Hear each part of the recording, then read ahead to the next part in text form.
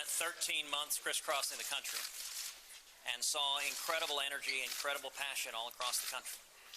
Ended up earning over 7 million votes nationwide, winning 12 states, winning nearly 600 delegates. But alas, it wasn't enough. We came up short and didn't prevail. That was not the outcome I had hoped for. It was not the outcome that many others had hoped for. But at the end of the day, in our democratic process, the people decide. For me, what is important is that the movement continues. This movement from the people, this battle is about a lot more than one election cycle or one candidate. It is about principles that are eternal. It is about the free market principles that turned America into a beacon of hope and opportunity from people from all across the world. It's about the constitutional liberties that protect the fundamental rights of every American. All across this country, people are hungry for change. They recognize that the path we're on, it isn't working and people are suffering. This election cycle should be a wake-up call to Washington, D.C. The frustration, the volcanic anger with Washington was echoed throughout this election. My priorities, had I been elected president, were to fight for jobs and freedom and security. I think those are the priorities of the American people. Instead, I will continue fighting for those priorities, jobs and freedom and security, from the United States Senate, fighting to reduce the burdens of Washington on small businesses to protect the liberties of every American. So why are you not? Why is you endorse Donald Trump eventually, or you rule that out entirely? You know, we suspended our campaign 1 week ago today. There are 2.5 months until the Republican convention, 6 months until the general election. There will be plenty of time for voters to make the determination who they're going to support. What I am interested in supporting are free market principles and the constitutional liberties of Americans. And I think what every voter is going to be doing is listening to the candidates, listening to what they support, and assessing them on their merits. That is the role of the voters. Senator, do you still think that? Senator Cruz, you branded yourself as an outsider, and now you're back here. How do you work with the Senate after branding yourself that way?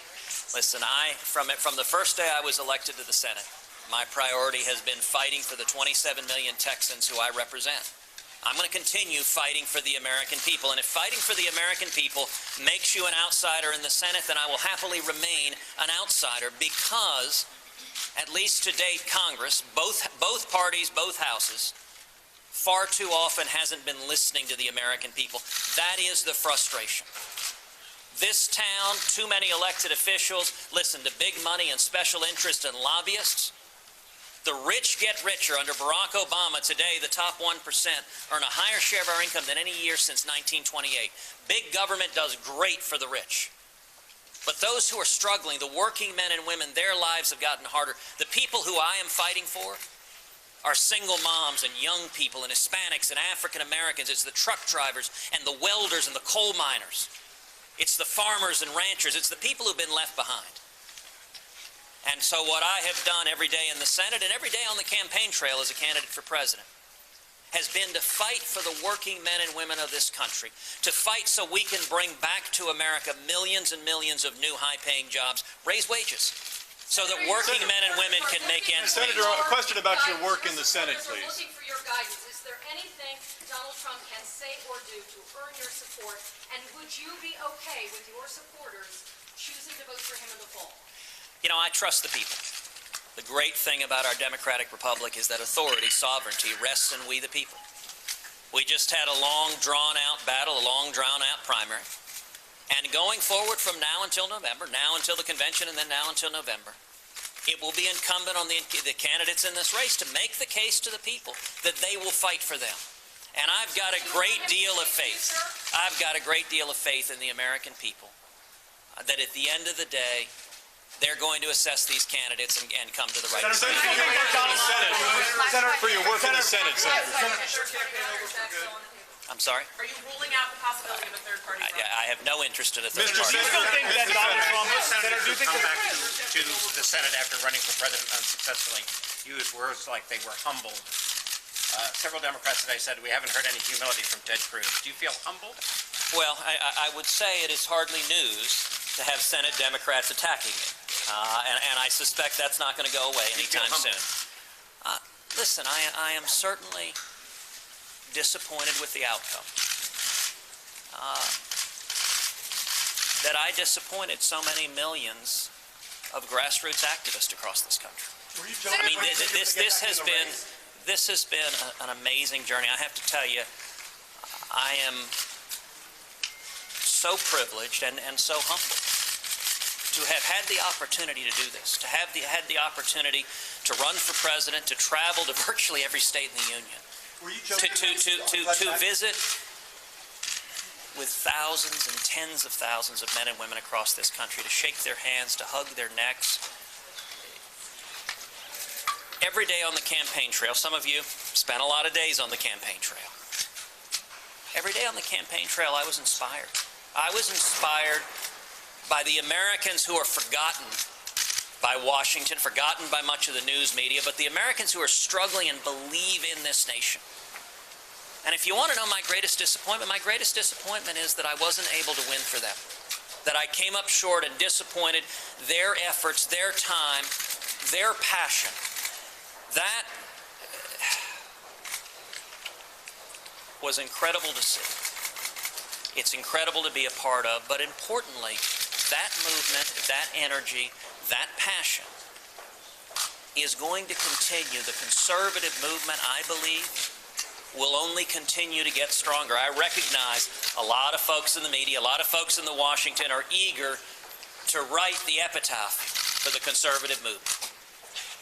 And I will say, I believe that the American people are fed up with the disasters of the Obama-Clinton economy, and this movement will continue, and I look forward to pressing in the United States Senate for the very same things that I was pressing for on the campaign trail: jobs and freedom and security, lifting the burdens of Washington on small businesses and those who are struggling. Do you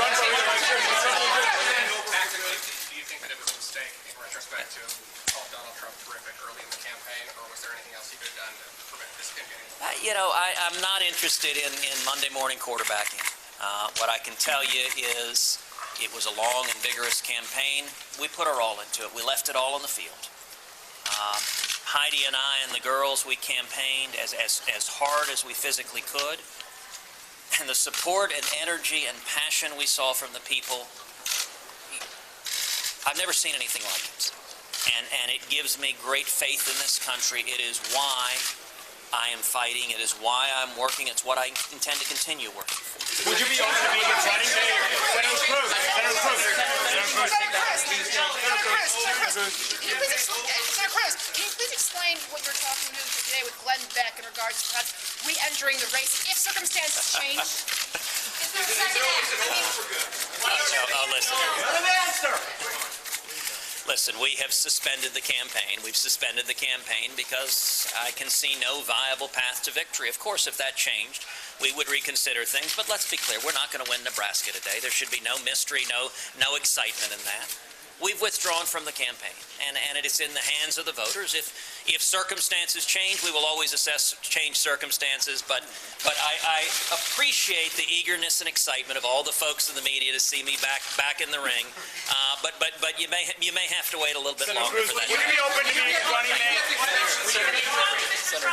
Will you meet with them? Senator, are you talking to Trump?